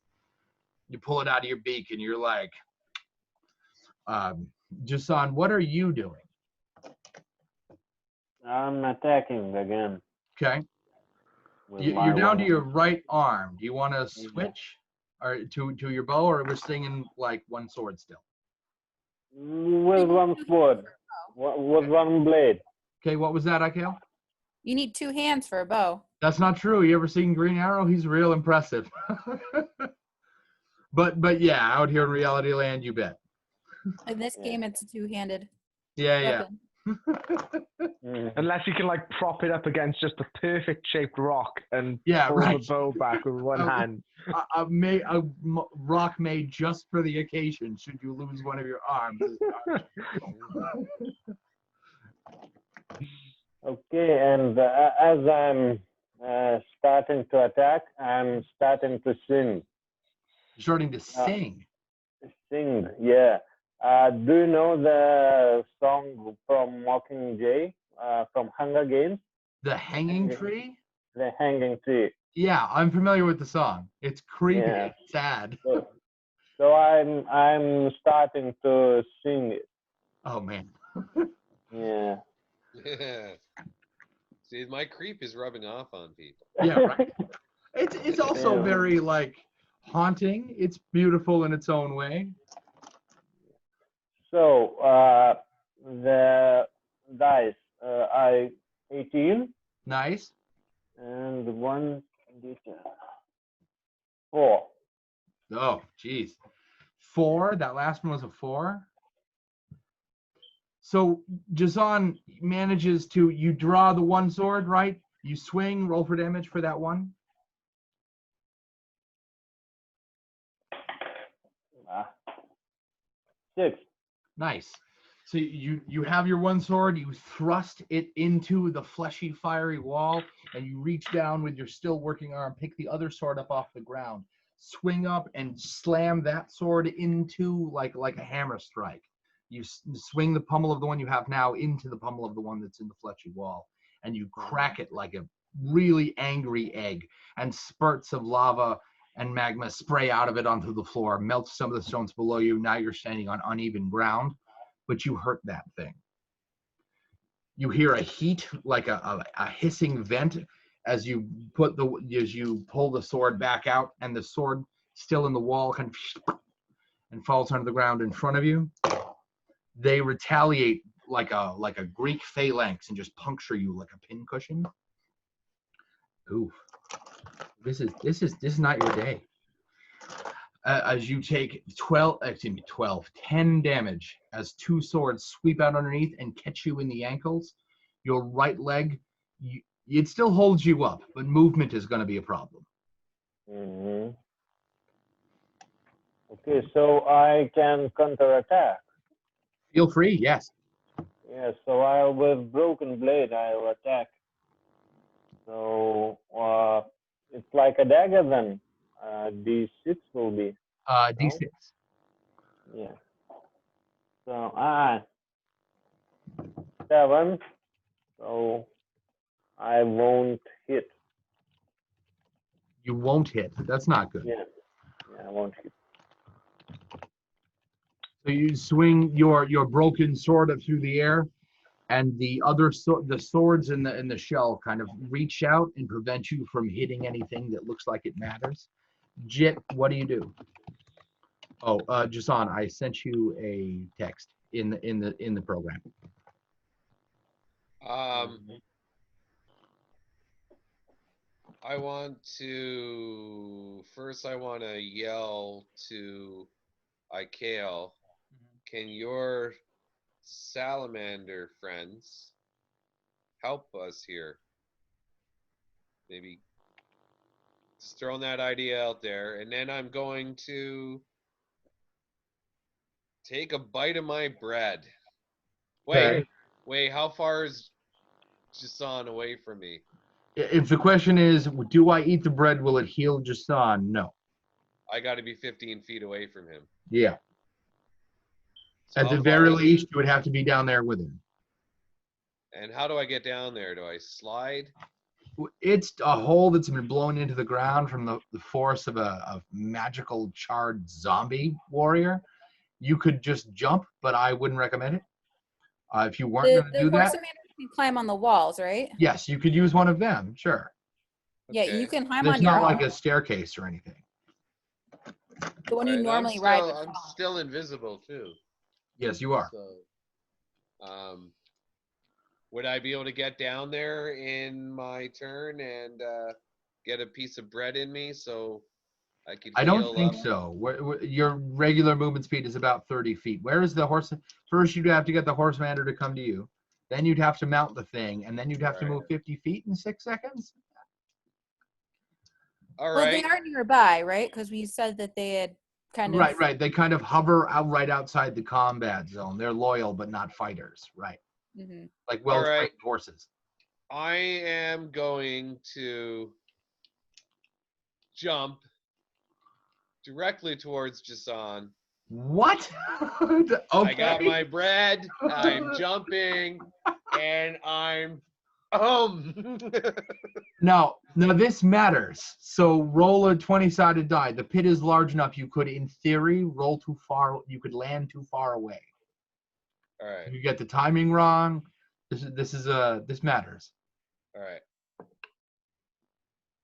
Oh shit! proficiency on that? I don't. To eat bread? Probably. I meant the jump though. You are. You know, I could kick myself because I rolled poorly and then I threw the dice down in Disdain. and I rolled a 20 the second time. What did My you first roll? roll was a 5. Ooh. Can I, as a reaction, catch him? To prevent him from? You mean? Oh, God, they're kind of on the floor. You want to like scoop him? Sure. I You can't see suppose. me though. I'm invisible. Oh, that's right. No, I can't. Well done, friend. So none of you see this, but Jit hurls himself from the edge of the pit, makes a mistake with his foot as he launches off, flies through the air, and just slams into the stone. The good news is he takes a bite out of the bread, like kind of as he lands, like he hits the ground on his back and he chomps into the bread from force. This cancels out his otherwise what I would imagine would be noticeable fall damage. On the downside, he's too far away from Jit to heal him. On the upside, he is close enough to Hermes to heal him. If you've taken any damage, now you I haven't. haven't. I haven't taken a single point of damage. I On should the have just upside, thrown the Jit's bread not at dead. On the Jason. downside, Jason is not in a position of safety. Not by any sense of the word. His right leg isn't working. His left arm isn't working. He's still holding himself up, and you guys can barely see him. Kale, what are Sorry, you doing? Jason. I tried. All right. Thank So you. I can't do. I have a healing kit, so I can do that for healing, but I can't do. You have any to touch somebody. That's like that's like a box of Band-Aids. But yes, it'll work. But you'll have to get to him first. Yes. I have a healer's kit, but I don't see Hermes using it very well. Yeah, his or healer's kit is weird. It's like a bunch of twigs and berries. You just stuff it in your mouth and hopes for the best. Rub some dirt on it, yeah. I could also use a cantrip to reforge his broken weapon, but I don't think I'm close enough at the moment. Does that have a range? It doesn't say. Really? It says mend or repair a mundane yeah. object up to human in size. Yeah, I don't think. I mean, I feel like as long as you know, like you can visualize and you're from, like know that thing exists, right? Mm-hmm. That you can just. Yeah, I bet you could go for that. Sure. Okay, then I will reforge his weapons. Wow. Okay, and that's a I cantrip, can't so you heal don't him from roll. this You part just 'cause kind of. I would need to go get the horse commander in order to get down the hole. Rebby, you so Oh crap! what? Oh crap! What? Sorry. I just realized on my character sheet, our very first game, Yeah. I rolled a 20. It was like my first turn, and you gave me this, and I haven't used it yet. What is it? You said heal myself heal myself and party member to full hit points. What is it? That's it. Just because I rolled a 20. Right, but what's the item? Is that a spell? Is that an item? No, you didn't give me an item. I rolled a 20, Mm-hmm. and you were like, okay, next time. It was like you were gifted me because I rolled a 20. Oh yeah. That's Very first meta game. currency. Those are boom cards. I stopped using them because Alex they absolutely ruined his fun. Meta currency is a huge immersion killer for him. So I stopped giving them out. But And yeah, that was the game before he was in it. Right. So you can didn't just start until choose game to 3. use that. That doesn't take up your action or anything. It just you just do it. Most of those have to be used on your turn, but aside from that, which includes the one you have now, but aside from Well, that, if Jason survives mm-hmm. another round, I'll do that if I can't get to him and eat the bread. Mm-hmm. Okay. Do you got? Sorry, I was just looking at. That's why I interrupted. Yeah, that's fine. A vocal. Oh man, I could have done that. But. I Kale. So what are you? Oh, that's right. You mend. So Jason, you look down and the broken sword, the one that you dropped because you didn't hit the guy, just the blade conjures out of what remains of the blade, snaps back into existence, slams into the base of the sword. There's a little shiny light just on that one fragmented edge, and the sword is whole again. The gods are with you, Jason. Hermes, what are you I doing? look at the sword and say, mumble to myself, I kill and smile. Like I know who did this. Yeah, I kill. She doesn't So I fix water. only did the cantrip on my turn, but I didn't get my move in. So Oh, could I'm I sorry. Please do move. that? Get Pinky, like just call out to Pinky and Right. he comes over and I start going down. Okay. Hop on Pinky and start going down. Sure. So you meet Hermes by like the bottom of the stone, by the bottom of the stone area. You're looking at a fiery dome. Jit popped into like visual existence because that'll pop your concentration, right? Whack, right? So he's on the ground. He's alive. Eating bread. Right. He's got a piece of bread in his mouth, and he's kind of like thumbs up, right? Because he should be dead, and he knows it, and he's not. How close to death is Jason? Like, how much more hit points can he take? That was kind of meta, but he's not having a good time. What was You that? said Like 10 7 left. or 10? 10. 10. Okay, that's what I thought you had left. I just need to be close enough that if you get to 0, I can keep you alive, because that's a cantrip I have. You can bring it. How do you bring it back from the edge of death? Oh, you have a spell for that, don't you? It's a cantrip. Yeah. I forgot Table about tap. that one. Nice. Yeah, if the dice will be good. So you make it down there with your movement action. Jason, you have a new sword floating in front of you. What do you want to do? I will hit one more time. Okay. Yeah, 2 times. 2 times. I will attack. Right. You've only got one arm, but you still technically have multi-attack, so you can just get creative. Yeah. Oh shit. 1. Uh-oh. Oh. 1 and 7. Ooh. Damn. So you have a I'm mismatch. still singing. Oh, I have no doubt. So somewhere between the song and the heat and the stress, you make a mistake and you choose to pick up the one sword so you drop the one you have in your hand and then go for the other one. So in the time it takes you, you're like, oh crap, I should have swung with the one in my hand, right? So you throw the one up through the air, hoping to hit the top of the dome. It falls a little short and lands in the. You throw it with great force, but you miss. The sword flies back through the air and sticks into the stone like a dart in a dartboard. The other sword you grab before it hits the ground with very impressive dexterity, but it gives out before you actually deal any damage because you swing the sword back up like this, and you come just short of the wall, and the swords perforate towards you like an angry pincushion. Ow. Man. Ugh. And you take, oh God, I'm sorry, 14 damage as swords perforate your left leg and your chest cavity. Your friends hear you and cough up a bunch of blood. You are not. Before I see the blade coming to my chest, I shout my wife's name, Miyoko. And I die. Oh. Here. Oh. Oh. We have a round though to get to him, right? Yeah, you do. Hermes, what do you want to do? You are confident. You just heard Jason hit the ground. You can actually see a little bit of him as the dome is starting to shimmer and kind of fall apart. It's not like it's disappearing, more like it's rearranging. But through the flickering flames, you can see Jason's blood-caked, perforated body slump to the floor. Okay, so like in seeing that, I think Hermes is just gonna like let out a massive screech and like flex and all the rest of it, and he's gonna just like go ape and swing, not ape but bear.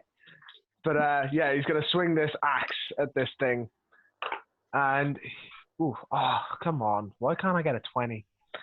That's a 24 to hit. And that is 11 damage on the first hit. Roll for the second one. And he's going to go again. And he doesn't hit. I don't think that's an 8 to hit. No, that Ooh, doesn't yeah, hit. not so much. So with your axe, you lose, you go nuts, right? You bring the axe down with both claws and you just slam like a smith and an anvil, and you blow a hole in the side of that fiery dome. It splits like an eggshell, and you see Jason kind of, and he looks relatively pleased, all said and done. But you have made a crack in this thing. You still have a movement action. I still have. We're talking Right. a crack, like not enough for you to fit in there, but you do still have a movement action. Right. So hang on. So I feel like you're suggesting that I could use a movement action, but I can't see why. I'm not suggesting it. I'm just making sure you know that you still have a movement action. Could you try to pry the hole open so it's bigger so one of us could fit through? Not with his movement action, no. No, No. that would be something different. I didn't mean to make confusion. I just want, so I have, for my other tables, I must have PTSD. My players tend to forget that they can move on the other table. Oh, So okay. sorry about that. Yeah, that wasn't like a passive, you should move. Yeah, that isn't what that was. No. Okay. No, I'm gonna remain where I am. Okay. Through the fiery, angry. I feel like I'm gonna try and stand in the way of Jason, like Okay. to protect him before the healers can get to him. Oh, that's cool. Speaking of the healers, IKL, what do you want to do? You see this. You can see Jason's corpse, soon-to-be corpse, through what is basically an attic door crack full of anger, hate, fire, and flesh. Is the hole big enough for me to get an arm through and touch him? The hole is big enough you get an arm through, but the total dome is too wide for you to reach him. Okay. Trying to think of how I'd make the hole bigger so I could get in more to touch him. You need a great axe. No, I have a bow that I'm not all that skilled at, even though I wish I was, and a dagger. And of course, my ability to talk to nature. Could I ask the wind to blow him closer to me? In this situation, I'm going to say no, because you're too far detached from the wind to kind of get to it. I figured. The overall heat and the overall heat in here is kind of disrupting the normal airflow. Mm-hmm. Could I try to pry the hole open more? So you can, but just so we're clear on this, you want to put your hands on fire and pry it open. I'm not saying you can't. It would be a character kind of moment. But character development, yay! I just want to make sure you understand the stakes. That you're going to deliberately forgot that it was going to hurt me. Okay. My dagger is not going to do much because I could attack with my dagger, I guess. You could try and like cleave more of an opening. It's like moving a dune with a eyedropper, but you could. What was that? I'll use my dagger. That's a D20 to see if my attack is successful. Well, here's a question. Are you attacking or are you attempting to like make a strength check? You're trying to pry it open like a makeshift crowbar. Why don't we do that? Okay. So that's a D20 plus your strength mod. Okay. So that's a 15. Wow. So you overcome your fear of fire for a second. I assume because you like Jason. You in a fit of determination, you dart forward, you take your dagger, you plunge it into the crack, and you manage to pop that open. On your next turn, you will be able to reach him. Jit, what do you want to do? How far am I from him now? You're, I don't know, 20 feet, but the dome itself is got another 10, give or take, between you and him. So if I got to the dome, I'd be about 10 feet from him. Right. You could, right. Now, he's at 0 hit points. Yes. So I have 2 questions. Sure.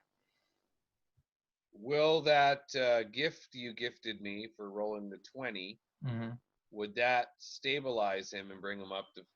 I mean, I guess... Will that bring him to full hit points, or will that... He'll need to be stabilized first. Him or none? Neither. If he's stabilized, you'll fully heal him. It doesn't jump the resurrection problem. But if he's damaged, he'll be fully healed. But he has to be stabilized first. Okay, so if I did that, he would be stabilized. No, you'd have to stabilize him first. Okay, It'll now, heal him. It won't stabilize him. all right, now the bread. Can the bread stabilize him? The bread doesn't the bread do the same thing? Just, I wrote blessed bread. Mm-hmm. Each bite heals fully myself and anyone within 15 feet of me. Right. It's practically the same thing. It's better than the meta currency because you can use it multiple times and you're not at the whim of dice to get more. But mechanically, it's the same thing. Well, that and it's got a range limit, and the meta currency doesn't.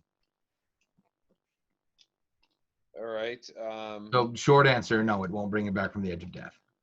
Until I can stabilize him. If he had 1 hit point, you bet. Given his current state, not so much. Yeah, IKL needs stabilizing.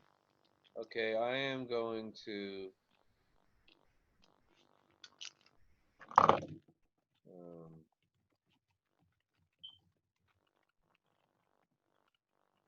Okay, all that fun magic's gone.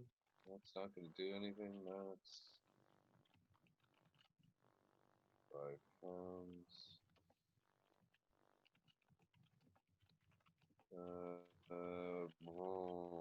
This is a tough one. Nothing to protect me from fire.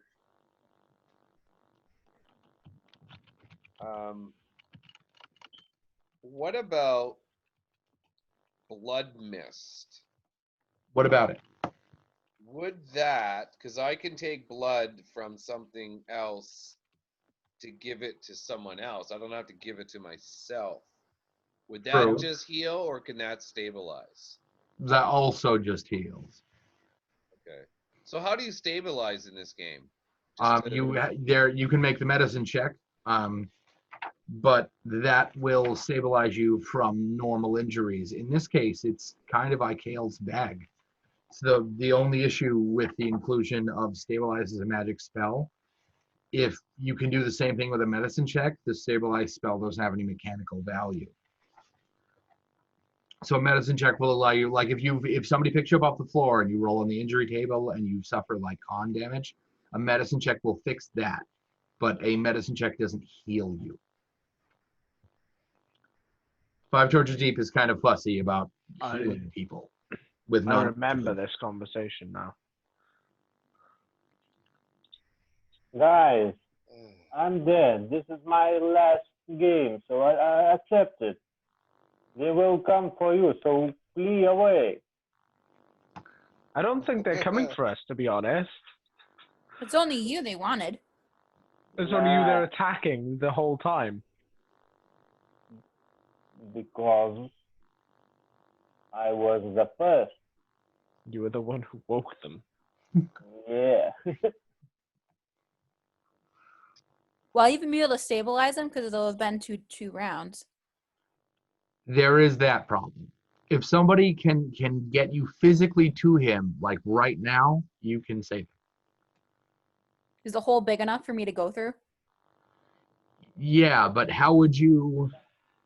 Jit would have to toss me. Or I'm Sister. thinking of going and grabbing him and pulling him back.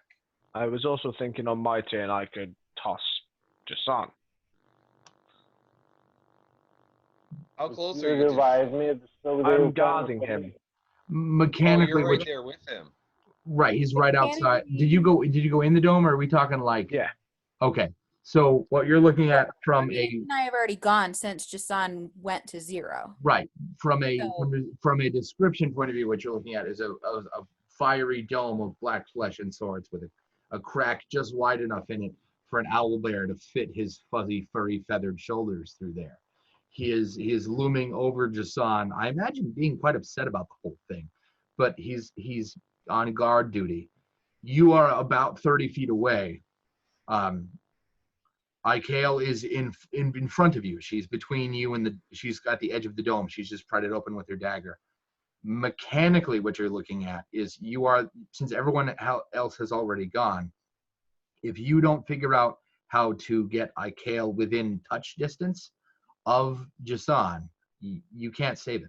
That's your only option from a mechanical point of view. Okay, for my move, I'm going to walk up to the wall, so at Mhm. least I'm closer. Mhm. And I'm gonna whisper mine to the fire. Mhm. I'm going to say, who was the wizard? Who is the wizard, or who was the wizard upstairs? I want to try to distract him. Okay. It. Which remind is a cantrip, yes? Yeah. Okay. The word Alistair is spoken in your head so loud you get a migraine intense enough to blur your vision for a second. Tell me about Alistair. As opposed to words, you're presented with visions. You see that the mage from before, but he looks much healthier. He's whole. He doesn't look like a skeleton. All of his flesh is intact, and he looks substantially younger. And he's walking through a crowd of people, just touching them on the shoulder, like you tap somebody to get their attention, and and they fall over dead. And then you watch his eyes sparkle, and every time he touches somebody else, he looks a little bit healthier and a little bit stronger. And then you flashed forward in time because he looks much older, and I mean a lot older, like 20 to 80, a big jump. And you see him going like this in front of a mountain, and the whole thing is shapeshift, and now it's a giant tower covered in black crags. Then there's another vision of him working with the mage you met previously, and they are busy taking people's heads and setting them on pikes. Those pikes are outside the tower. And then you see the lumberyard and Alistair eliminating a wall and pointing at you in the vision. The whole time, a gem that was underneath his clothing, which you would have seen, except somebody got him stomach and face down in the dirt, and the goblins tore him to pieces. He has a big green gem socket like set into his own flesh. At this point, he's all bones. And in every one of your visions, that gem shines like your mind's eye draws deliberate attention to it. And then you see the firemen, and there's just this overwhelming sense of pain and loss. And you know that green gem is responsible for their current state of affairs. You're overwhelmed with such contempt for Alistair. Not your contempt, their contempt. If you have contempt for him too, that's your call. Do you need the green gem? Are you asking them? Yes. They bellow into your head that the green gem can restore them, but that is not within their power to achieve. But it is within our power. You get this kind of, there's no words here so much as this waves of heat in your mind that are how they're communicating with you. And they suggest that they don't believe you, but if you were to pull that off, you would have an ally forever. Well, my friends and I are willing to do that, but we're going to need our friend on the other side of the wall there. If you could let us heal him, we will leave peacefully, and we will get that gem. You are struck with an immense feeling of sadness, and you know that feeling when you put your foot in your mouth and say something hurtful to somebody you love, that immediate like oops. You get that, you're overwhelmed with that feeling, and there's this sincere, the fire goes from anger to warmth as you're filled with this message. That is unfortunate. Our weapons, you can't help him. Can we try? You can, but are you asking me or them? Them. They go, you can, but it's a fruitless effort. Our weapons are sharper than anything mortals wield. He is gone. But we can try. You can try, and they separate like oceans being parted in the Bible, and they split into men, shrink down to their original size, and bow their heads in sorrow. Okay, I kind of give it's calm, Hermes, Ikael. Then I signal to Ikael that she can do her thing, and see what happens. Okay, does he have to get me to Jason in his turn? For it to Not work? anymore.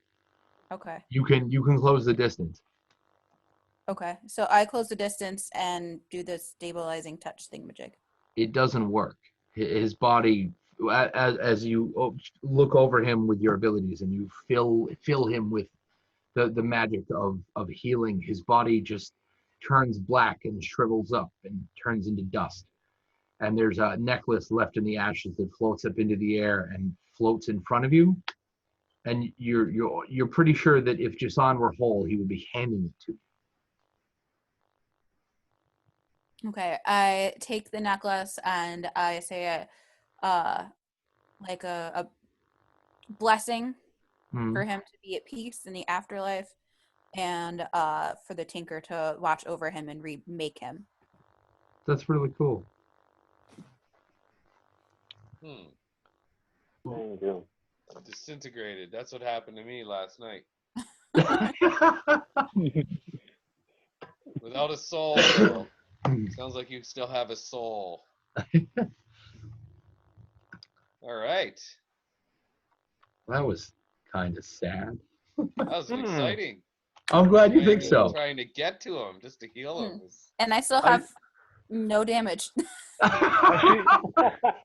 for what it's worth, Jason will be around to insulate you from all the ass whooping, so maybe that'll change. Yeah. Maybe we need our crew back. We need some Artian and. Right. I feel like at this point, Hermes like grabs the expanding greatsword in one hand and the axe in the other, and Kale and Jit both have to hold him back while he's like doing war cry screeches and tears are streaming down his eyes. Oh. Like the like somewhere between the Star Wars and just like somebody who's just devastated because their kids got in a fight for the first time and they lost. You know? I can kind of picture the Wookiee cries. Oh. Guys, don't forget my loot. Oh, that's right. You have gear. Yeah, because that's the first thing on everyone's mind when their buddy dies. It is in my other tables for sure. I'm sure it is. Well, I am not a sword wielder, so. I'm pretty decked as far as weapons go. I wouldn't mind taking that little statue thing. I hurt myself trying to figure out what it does. Oh, I remember that. Thing? Oh, yeah, salamander. One of the salamander with wings. Yeah. And the necklace. Yeah. I took the necklace. The necklace. Oh, you guys have you seen take the other necklace. Right. You guys have seen Jason's stuff in the past, right? You were there as he got most of it. The necklace that just floated in the air and appeared in your hands is, you've never seen it before. As soon as you touch it, you have this deep-seated sense that Jason is there and bonded with you in some way. That's interesting. You remember that Jason had a different necklace that allowed him to not get lost? And you kind of get that same kind of sense that as long as you have this, Jason will be there to help you with things.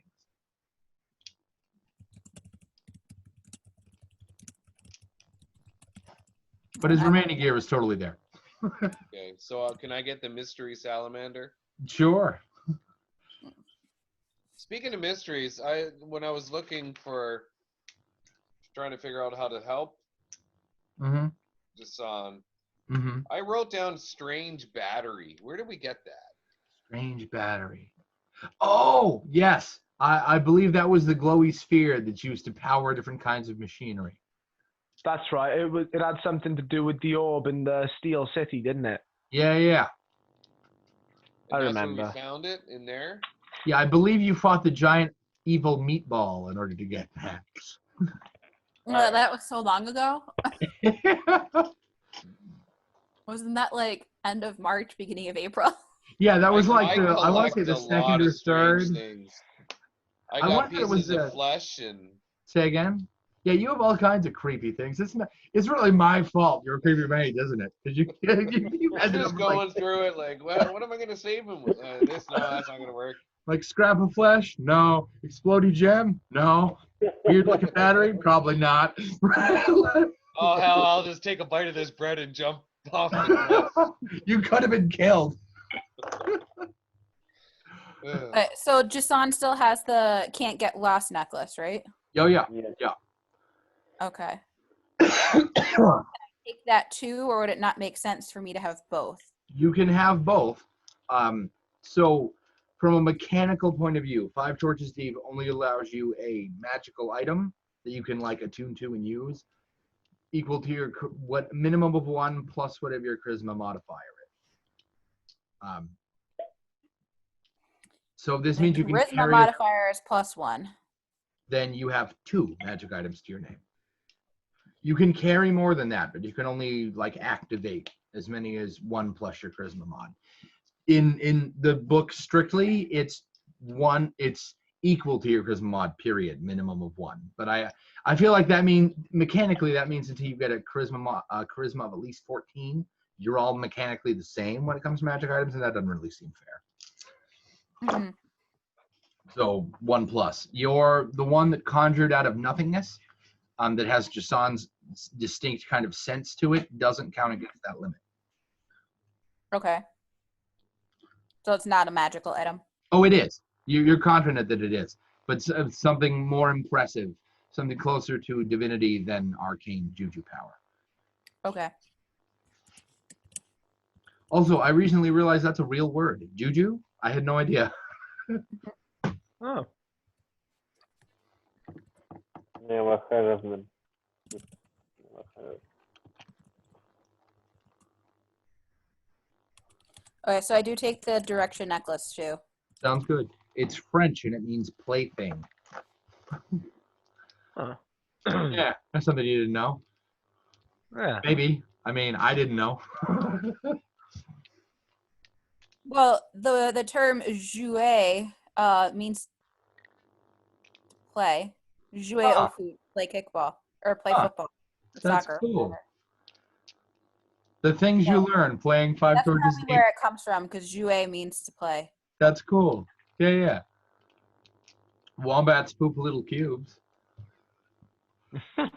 Random stuff I remember from French 1 back in middle school. Nice. The platypus is so weird. It's in a genus by itself, like no other animal ranks. I knew that. And the plural is platypodes or platypoda, which is fun. Yeah. Wait, what else does Jason have on him that I can't remember about? His cash, his money. He's got money. He's got 2 swords. 60 gold. Say again? 60 gold. 60 gold? That's not bad.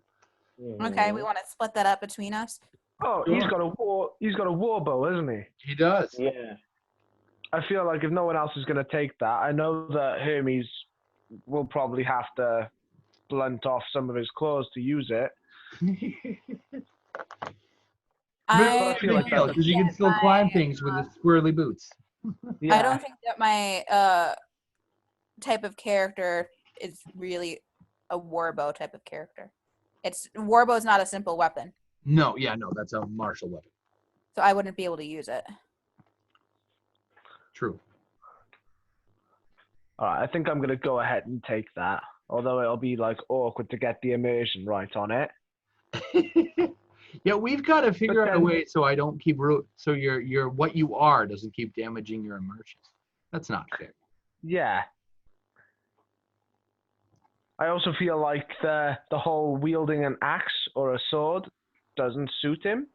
Yeah, what we've got to get you is like some owlbear specific weapons. Yes. Wolverine. Yeah, I was just thinking that, like the Qatar punching daggers or claws. Those are fun. Yeah, serrated claw extensions. Like fake nails, except they're deadly as hell. Yes, acrylic nail syndrome. A spiky breastplate so you can do that owlbear hug. Just That's a squeeze cool them to idea. Iron Maiden style, Lots yeah. of blood. I And hope just all you over. get gadget +3 for. You have a dead guy stuck to you. Hold on, what was that, Gerard? I have a gadget which comes to my armor class +3 Oh, nice. and +3 for load. Nice. I can see it now. Hermes grabs a dude, squeezes him onto the spiked breastplate. Blood squirts out the back. Jit uses that to heal somebody else. And then you can like belly flop onto his friends Oh. with their friend's dead body attached. Yeah, you ever read Spider-Man comics? I'm picturing you doing the Kingpin's big, just bone-breaking hug. I know the one, yeah. You snap a dude in half. I mean, you are an owl bear. I feel like from never mind your strength score. I was thinking of the Filborgs in 5e. For strength score relevant, they have a racial bonus where they're counted as one size larger for like pulling and dragging and lifting. Five Torches Deep doesn't have sizes, but the the flavor there, the intent is that they're very well built muscularly, and I feel like as an owl bear, you should benefit from something like that. You're essentially, Go ahead. I feel like I'm, what's the word I'm looking for? Hindered by my size sometimes. Yeah, so and you should get like some sort of benefit out of it. That should balance out somewhere else, right? Right.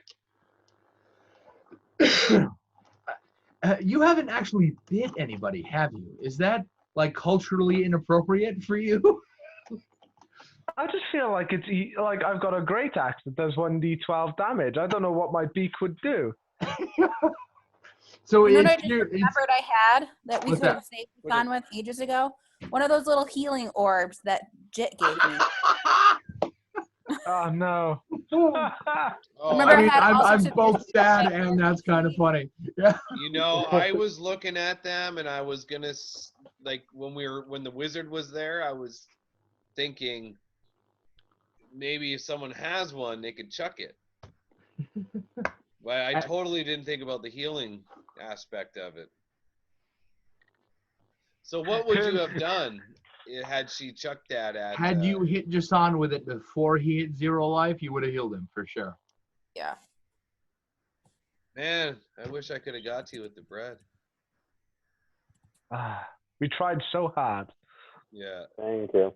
Well, now we have all his stuff. Unlike everybody else that bailed on us, we don't have any of their stuff. Yeah, isn't Alex gonna be sad when I go, hey, it's because you missed it, but I'm gonna frame it like it's his fault that you died. 3 of you didn't show up and we lost the guy. This is what happens if you don't come to game. People die. Yeah. So does this mean we have a vacancy? It does. Do you have somebody you want to invite? No, not really. Okay. Oh, no. I meant to ask. Jason is up late for this. Gerard stays up pretty late for this. What time is it for you guys? 3 a.m. It's just turning 1 a.m. for me. Ugh. It's 8 p.m. Okay. Hence 3 a.m. Yeah, for Gerard it's 3 a.m. Yeah, and for Mike it's 1. I've never had what's the word I'm looking for here? Self-aware owlbear before as a player character. That's a real trip. I really like the really weird stuff. I like weird as a rule. So, I guess that comes anyone who keeps 6 snakes and 9 lizards is gonna be into weird stuff, right? Speaking of weird, you should play Morrowind. Graphically, it does not hold up well. No arguments here. But if you're looking for weird as a rule, I've yet to play a game that checks Morrowind in that regard. Right. The whole game is just weird from top to bottom. The best 2 merchants in the whole game are a mud crab, mud crabs are crabs, but their bodies look like rocks, and that's what they do. They kind of. Yeah, they're in Skyrim, except they are in Skyrim. In Morrowind, they're brown. They're not that weird blue shape, but the intent is the same. They blend in with their environment. Right. The best merchant. There are 2 fantastic merchants, bar all the ones in the entire game. Morrowind, one of them is a mud crab that talks and sounds like he's from Chicago, which is great. And he's just off on an island somewhere. He's not you couldn't tell him apart from any of the other mud crabs. If you're one of those shoot first, ask questions later guys, you might kill him and you'll never know. I would definitely end up killing him. And the other one is a scamp. I forget if those appear in Skyrim. Little That doesn't ring a bell. Okay, scamp is like a flappy-eared goblin. They're usually reddish in color, and they hurl fireballs at you. But if it makes you feel better, he's behind a counter in a store. Yeah, I feel like yeah. And they are hands down the best merchants in the game. In Skyrim, you can't kill quest essential people. Like you can't kill Jarl Balgruuf at any point. No. That's not true in Morrowind. They put that clause in Oblivion, that quest essential piece of code, because people in Morrowind would just kill whoever, whenever, and then complain that they couldn't finish the game. In Morrowind, if you kill somebody who's quest essential, somebody who is necessary for you to finish the main plot, everyone else's, you get no warning. But if it's somebody who is necessary for you to finish the main quest line at some point, you'll get a box on the screen that says something along the lines of "You've cut the threads of fate," which is their way of saying reload the save, you dip. But if you save it, you're stuck that way. There are 2 back doors to finish the main quest, should you want to be that kind of a murder hobo. But if one of those will cost you permanent stat points. The other one, you run a risk of just dying. But if you screw both of those up, you can totally end up with a save where you cannot finish the main quest. You just can't do it. Wow. Morrowind gives no shits, 0, and it's weird from top to bottom. It makes no apologies for how bugger nuts strange it is. The city of Aldrin has impacted so many choices that I've made for table design. Aldrin is a giant city. It's like 14 or 15 buildings. They're all 4 or 5 stories high. And the entire city is carved out of the carcass of a giant mud crab the size of a mountain that died like 4 centuries ago. Nice. Yeah, it's a real trip to look at. I did actually come across some pretty cool looking city maps. One of them was the inside of a dragon skeleton or something like that. Oh, cool. I forget what the other one was. Oh, I think the other one was just a city pedestal on top of an elephant. Oh, nice. An excessively big mammoth. Right. Giant mammoth, even by mammoth standards. In Morrowind, the Mages Guild, once you join them, actively tries to kill you because the higher ups are where you get your quests from, and they don't care. You're new. Like the snoot level is so high. If you actually manage to pull it off, you get crazy bonuses and stuff. Being a high-ranking member of the Mages Guild has crazy perks, but the risk involved in getting there is it might not be worth it. There's a period where they send you off. The Thieves Guild will send you off to the Sea of Ghosts, which is a ghost is the least scary thing you're going to run into out there. to find Telvanni Mage, which is like the fireman Jason fought earlier, except chock full of stupid magic powers. If you find one of these towers, there aren't any like stairs or anything, even though they're like 40 stories high. Which means if you didn't bring levitate, turn around and go home. Because the Telvanni mages just float everywhere they go. They don't need steps. The Thieves Guild, there's this, I think they have this in Skyrim. There's the, you can't refuse a quest, that sort of thing. You'll get kicked out, right? Don't kill a fellow member. But you can't actually refuse quests, I don't think. In Morrowind, you could. And if you did, they kicked you out immediately. You could pay some sort of price that was dependent on the guild to get back in a certain number of times. But there's one mission in the Thieves Guild where they're like, hey, this is a suicide mission and we know it. You can say no this one time and we won't give you a hard time about it. They immediately had my interest. I'm like, what is the first thing you had me do? The very first I'm brand new thing you had me do was go swipe a perfect diamond. What is so scary that it trumps all the shit I've done so far? Did you guys hear what Trump just did 2 hours ago? I'm reading the news. Say again? Did you hear what Trump just did 2 hours ago? No. He's mobilizing heavily armed military to stop the protests. Ugh. Ugh. And people are talking about fascism and martial law. Ugh. And it's actually Antifa that's instigating a lot of the violence. Can we just squish him? I know. I mean, no offense if any of you are Republican. I'm No offense. I'm just really not a big fan of I don't at this point I don't think it matters that I don't think most of the people that are real getting hurt right now Republicans are even like innocent. that guy. Yeah, a vast majority of the Republican Party kind of looks at him and goes, Well, isn't like George Bush been the most vocal former president? Against him? Yeah. And I Yeah. mean, I don't think there is a former president who's a fan. But yeah. No, but George Out Bush of is the all of one. the political leaders, like past presidents we've had, plus including the current president, during the last 3 months, you know who's been the best actual leader, even though he doesn't hold a position of power anymore? Who's that? Is Obama. Jason's got it right. You know, I haven't heard a lot about him recently, but that wouldn't surprise me. Obama and his wife put together a virtual graduation. Trump I did hear about that. Yeah, there's a commencement speech that he put out a couple weeks ago. Oh, that's really cool. And he has put out at least two very well thought out statements over the last week. Nice. About what's going on. That's really cool. He's still being presidential, even though he's not the president anymore. Donald Trump has not even made a public speech during all this crisis. Ugh. I mean, except today in the Rose Garden. Oh, you did something today? ABC News. Trump says that he made a speech in the Rose Garden where he said that he's sending National Guard basically all over the country. So he never made a speech about, asking for calm, talking about Trump. No, he's calling them thugs. Ugh. And he's saying like loot and shoot, which is something that was said during the Civil War. The shooting starts when the looting starts. That was a Civil War era comment. Ugh. Nice. He's inciting it. He's making it worse. Okay. Yeah, this is gonna be fun. I know from personal experience.